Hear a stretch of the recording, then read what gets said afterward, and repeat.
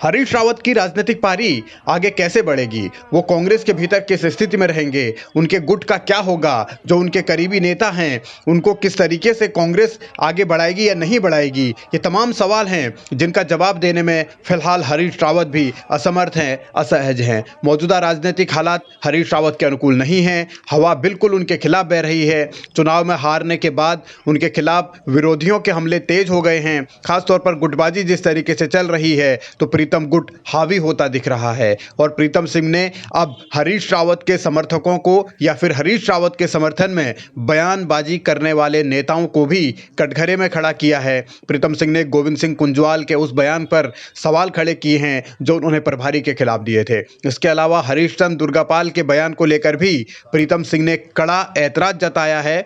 और क्योंकि हरीश चंद्र दुर्गापाल ने भी देवेंद्र यादव और आलाकमान को ही हरीश रावत की हार के लिए जिम्मेदार बताया था, तो देवेंद्र यादव के समर्थन में प्रीतम खुलकर खड़े हैं और तरह तरह की नसीहत हरीश रावत के समर्थकों को, उनके करीबियों को दे रहे हैं।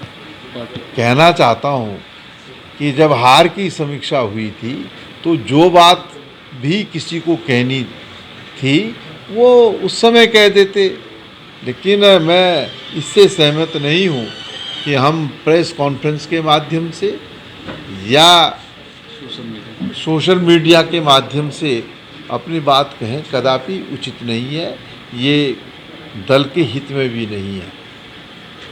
हाल के दिनों में हरीश रावत के राजनीतिक भविष्य को खत्म करने के आरोप उनके समर्थकों की ओर से लगाए गए हैं, चाहे हरीश चंद्र दुर्गापाल रहे हों या फिर गोविंद सिंह कुंजवाल रहे हों। दोनों नेताओं ने यह सीधा हमला बोला था देवेंद्र यादव पर। आरोप यही लगाया था कि देवेंद्र यादव की वजह से ही हरीश रावत की भी हार हुई और कांग्रेस की भी हार हुई। लेकिन प्रीतम सिंह इससे बिल्कुल इत्तेफाक नहीं रखते हैं। प्रीतम ने साफ किया है कि हार की जिम्मेदारी सबकी है और गणेश गोदियाल को सिर्फ इसलिए हटाया क्योंकि वो प्रदेश अध्यक्ष के पद पर थे।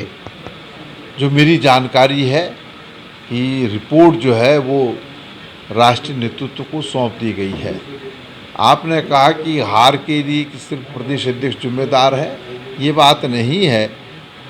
हम 5 राज्यों में हारे और राष्ट्रीय अध्यक्षा सोनिया गांधी जी ने 5 ही राज्यों के जो प्रदेश अध्यक्ष थे उनके त्यागपत्र उनसे मांगा है, तो उस कड़ी में यहाँ के अध्यक्ष का भी त्यागपत्र हुआ है और बाकी तो कोई पद पे है नहीं।